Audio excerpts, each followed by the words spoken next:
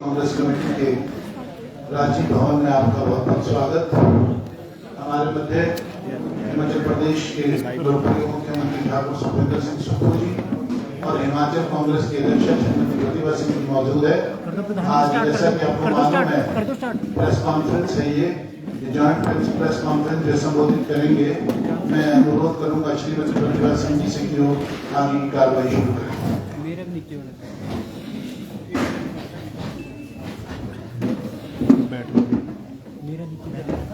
Sir आगे मत जाओ, आगे बोलो सर, जूम कर देना और बीच में माइक कर। हाँ ऐसे रखो, बस जूम कर वाइड देखना। आज की प्रेस कॉन्फ्रेंस में आए हिमाचल प्रदेश के माननीय मुख्यमंत्री ठाकुर सुखविंदर सिंह सुक्खू जी, हमारे मेयर साहब, डिप्टी मेयर रजनीश खेमटा जी, हमारे चाचा साहब और सभी पार्टी के वरिष्ठ नेतागण, सभी आदर के योग्य हमारे पत्रकार बंधु। जैसा कि आप जानते हैं, देश में लोकसभा चुनाव की घोषणा हो गई है और आज की जो पत्रकार वार्ता है उसमें केंद्र सरकार की तानाशाही रवैये के तहत आज हम ये प्रेस कॉन्फ्रेंस कर रहे हैं। आप सब जानते हैं कि इस मई में इन्होंने जो निर्णय लिया और जो आयकर विभाग ने हमारे अखिल भारतीय कांग्रेस कमेटी के बैंक के खातों को फ्रीज किया है, ये एक बहुत गंभीर विषय है और ये जानते हैं कि ऐसा करने से इनके पास पैसे का अभाव होगा और बहुत सी मुसीबतें कांग्रेस पार्टी के लिए इन्होंने खड़ी कर दी है। तो आज इस वार्ता पर हमारे मुख्यमंत्री जी इस पर प्रकाश डालेंगे। मैं इनको प्रेस वार्ता के लिए संबोधित करने के लिए आग्रह।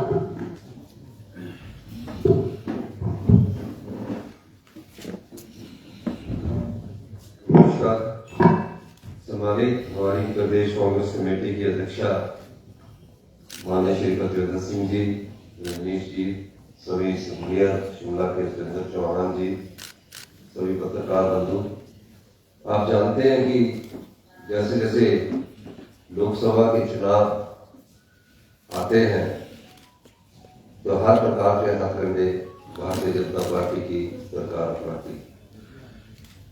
इन्हीं हथकंडों के अनुरूप एक हथकंडा जो हमारा जनता के द्वारा पैसा इकट्ठा किया जाता है, दान के द्वारा पैसा इकट्ठा किया जाता है और उसको हम एक जो एआईसीसी का ट्रेजरी है उसमें जमा करवाते हैं। कांग्रेस कार्यकर्ताओं की मेंबरशिप के अकाउंट पैसे जमा होते हैं, सभी प्रकार के जो हमारे पैसे जमा होते हैं वो हमारे एक बैंक में जमा होते हैं और इनकम टैक्स ने उस पर कार्रवाई की है और कार्रवाई करते हुए हमारा जो बैंक अकाउंट है वो सील कर दिया है, जो कि राजनीतिक रूप से ठीक नहीं है।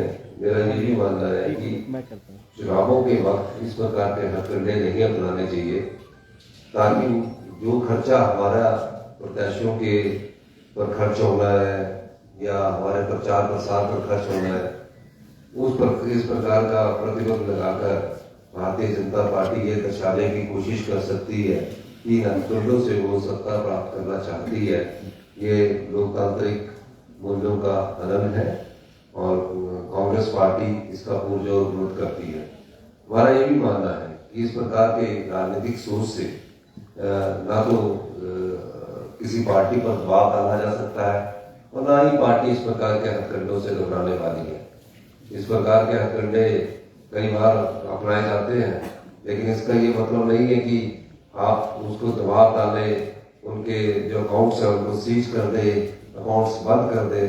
कांग्रेस पार्टी इसका पुरजोर विरोध करती है और इनकम टैक्स डिपार्टमेंट वालों को भी थोड़ा सा ध्यान रखना चाहिए कि जो भी अकाउंट में पैसा होता है उसका पाई का हिसाब इनकम टैक्स के पास पार्टी हमेशा जमा करवाती है। हर साल इनकम टैक्स की रिटर्न जाती है, कोई पहली बार नहीं है। तो ये चुनावों के वक्त इस प्रकार का अजेंडा अपनाकर जो अपनी राजनीतिक ड्यूटियां सीखना चाहते हैं वो लोकतंत्र के लिए सही नहीं है। विपक्षी दल है, सबसे बड़ा विपक्षी दल हिमाचल के हिंदुस्तान का कांग्रेस पार्टी है। यहाँ सीटों की संख्या कम हो सकती है, लेकिन पूरे हिमाचल हिंदुस्तान में अगर कोई प्रिंसिपल ऑपोजिशन पार्टी अगर एक है वो तो कांग्रेस पार्टी है। तो इस दृष्टि से पूरी कांग्रेस पार्टी इसका विरोध करती है। इस संदर्भ में हमने ये बात प्रेस वार्ता बुलाई थी।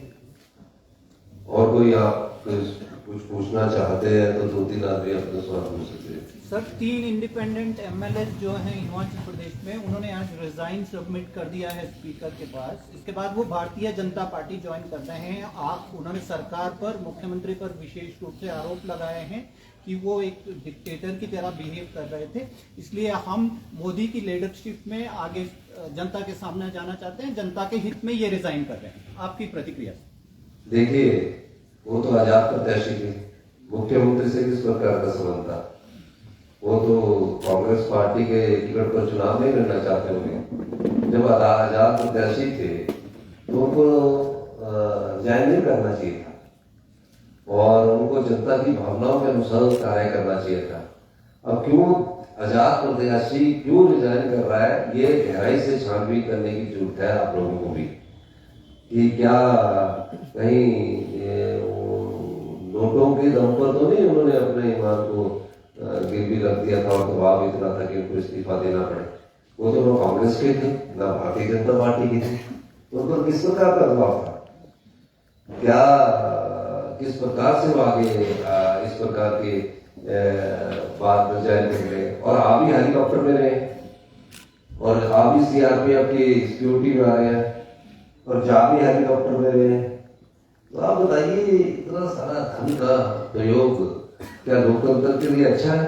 और किस तरह वो चुनाव जीत कर अगर आजाद प्रत्याशी आते हैं और आजाद चुनने के बाद वो फिर उस क्षेत्र की जो 25-30 हजार लोगों ने जिन्होंने उनको वोट डाला है, जिनके दम पर वो चुन कर आए, उनकी भावनाओं से तो नहीं खिलवाड़ कर रही है आजाद प्रत्याशी। तो ये चीजें समझने की जरूरत है।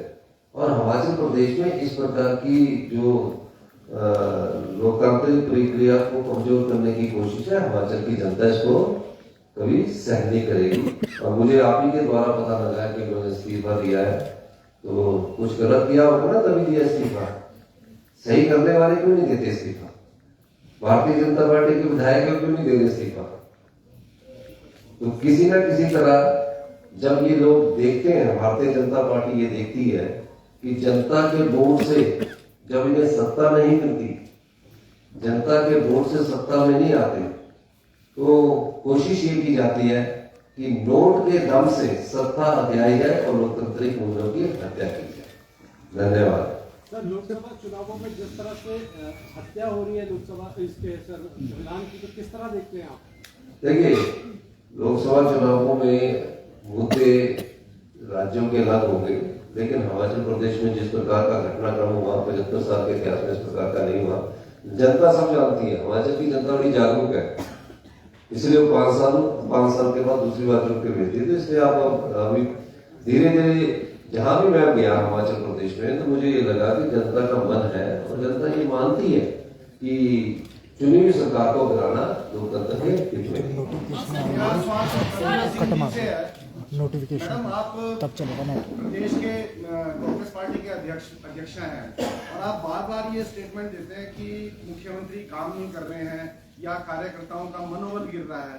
तो आपकी स्टेटमेंट से अभी आप चुनाव में जा रहे हैं, तो ऐसा नहीं लगता कि जो कार्यकर्ता है वो और ज्यादा डिमोरलाइज हो जाएगा? इसी के साथ में एक प्रश्न और जोड़ना चाहता हूँ। नहीं, पहले मैं आपके उस प्रश्न का जवाब देने के लिए आप मेरे मुंह में शब्द डाल रहे। मैंने कभी भी ये नहीं कहा कि मुख्यमंत्री काम नहीं करता। Please take back your words. I never speak like that. I never speak against the chief minister or the government. That is my personal decision that I have to take. मेरा आपसे प्रश्न है, ये क्यों आप बोल रहे थे? आपने मुख्यमंत्री पर सब बोला कि काम नहीं कर रहे। मैंने नहीं पूछा, ये इन्होंने पूछा। जिसने भी पूछा ये गलत प्रश्न है। मैं एक बात कहना चाहूंगा, ये प्रेस कॉन्फ्रेंस हमारी जो है वो स्पेसिफिक है और आप सब लोगों और कोई सवाल कोई लोकतंत्र से संबंधित पूछना चाहते हैं, अच्छी बात है, नहीं तो आप लोगों को मैं